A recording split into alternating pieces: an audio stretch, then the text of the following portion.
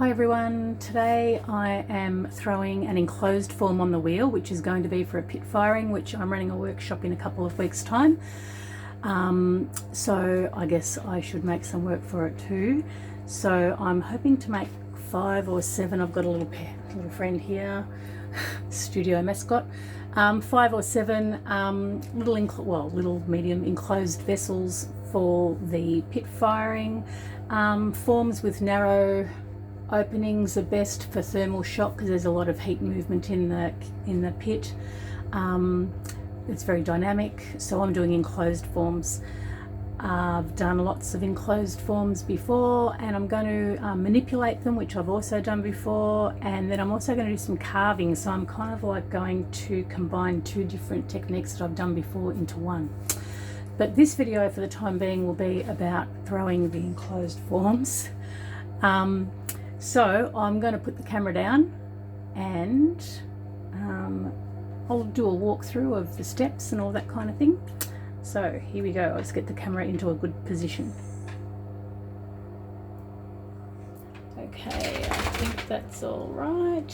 Okay, so the first thing, of course, is to center the clay. Get it nice and... He keeps wanting me to pat him more. Get it nice and centered on the wheel. A nice, round piece of clay will make the job of centering easier rather than a piece that's all lopsided and lumpy and bumpy. Okay, full speed for centering.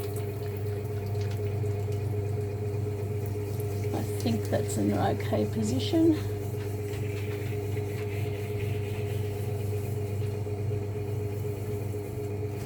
Full speed, elbows tucked into the body, use your body for support.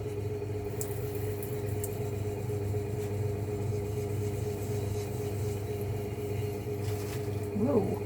And I'm kind of wanting to make tallish forms. So I'm going to center it to start with. I'm going to center it to the shape that I want. So I'm going to center it tall rather than short and flat because I want a taller form as my end result. So okay,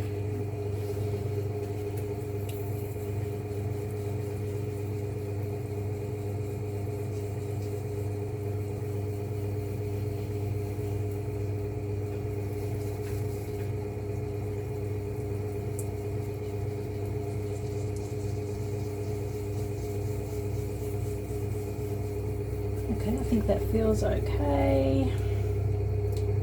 So open it up as per usual. Still supporting your arms, still going full speed.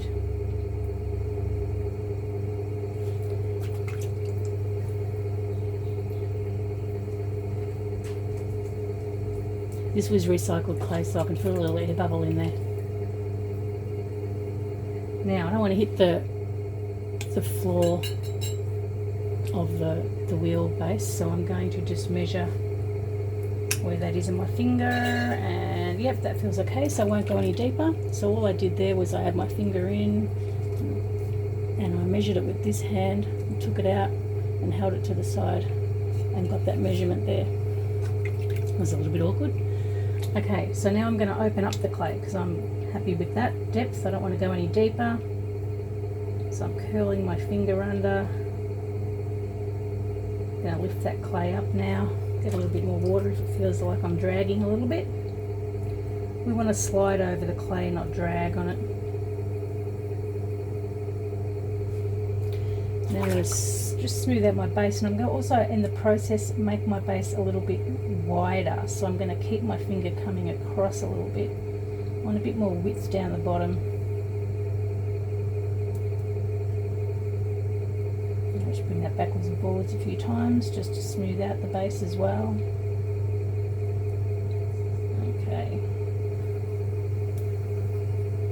And so now I'm going to bring up my sides. And as I bring up my sides, I want to keep, here's one that I just did before. So that's kind of what we're going for-ish. So I want to keep, I don't want this to flare out too much like a bowl because then it will be too, well, almost impossible to get all the way back in again. So I want to keep this narrow the whole time that I'm throwing. So I'll start to bring it up. I'm just going to bring it up half speed now on the pedal and just bring it up, you know, fairly straight as a fairly straight cylinder.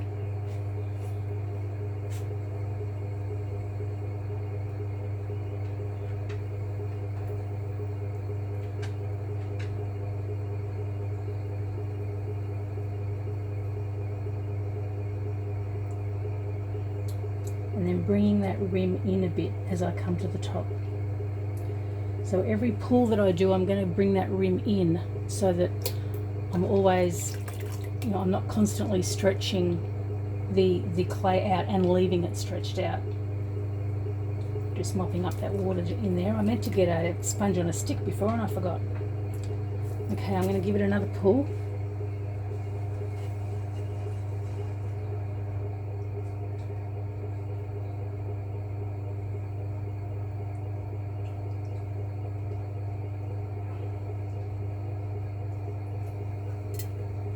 Ooh, I think I just burst that air bubble.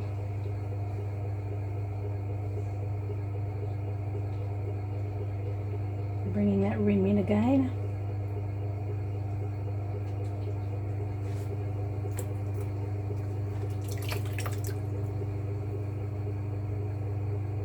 Mopping up the water. Now this final pull, I'm going to shape it, so I'm going to belly it out a little bit on the bottom here and have the top narrow. So I'm going to do that shape now with this final pull.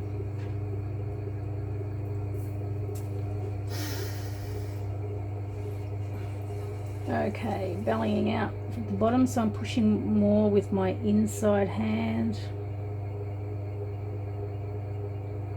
And now I want to bring it back in again.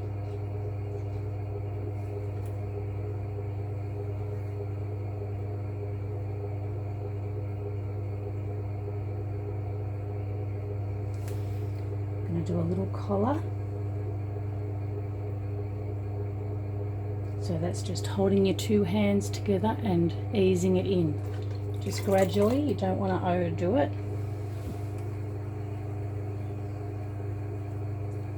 There was an air bubble down here too that I just felt before. Good old recycled clay, hey? So now I'm going to just collar in. I'm just refining that shape a little bit there. And then I'm going to collar in my rim so that I've got that enclosed form.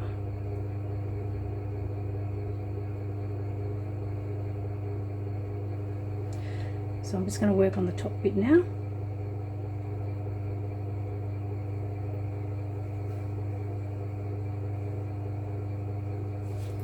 Alright, I want water on my hands so that I don't stick to the clay and drag on it. And I'm just going to slowly ease that in. And lifting it up and easing it in. Now I'm just going to steady that out a little bit before I keep going.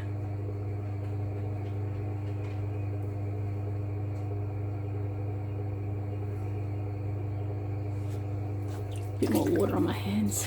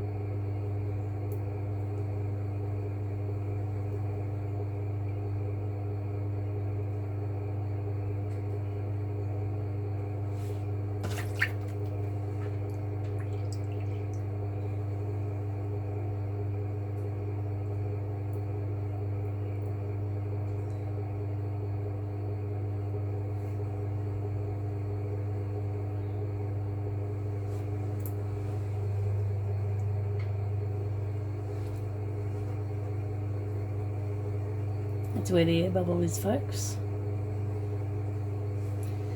Now, because I want to burnish this for the pit firing, I want the surface to be nice and smooth, which is like nice and smooth like that. So I'm going to smooth out all these throwing rings. I also am going to take a bit off the bottom here because I potentially don't want to turn it either. Potentially.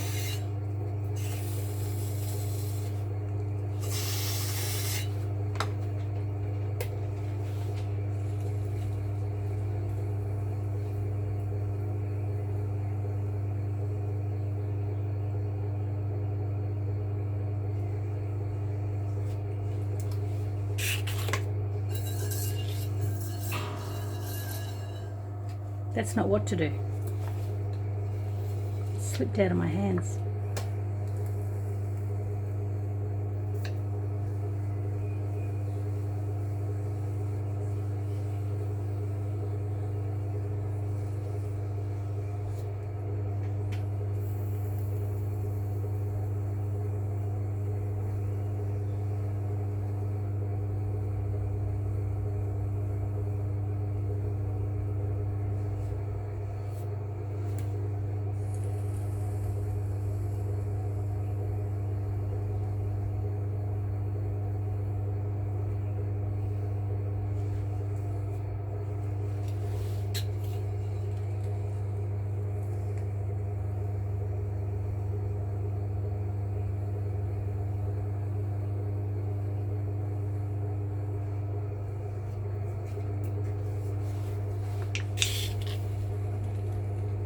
Now, because it's enclosed, it's a fairly self-supporting shape now because it's full of air.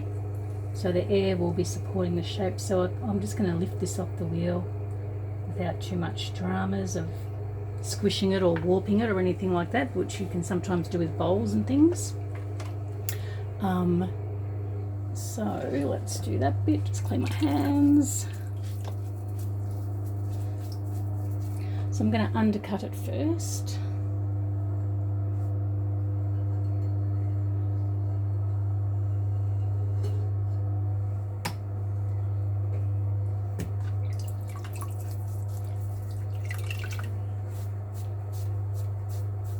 Do a little clean. I want to pick it up with dry hands. Don't know where my mascot's gone. I've got sick of me not paying him attention.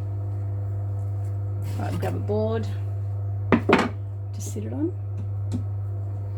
And I'm just going to gently pick it up. I'm not going to squish it, I'm just going to cradle it really gently. I'm just going to kind of like give a little bit of a knock towards myself and just cradle it up onto that board.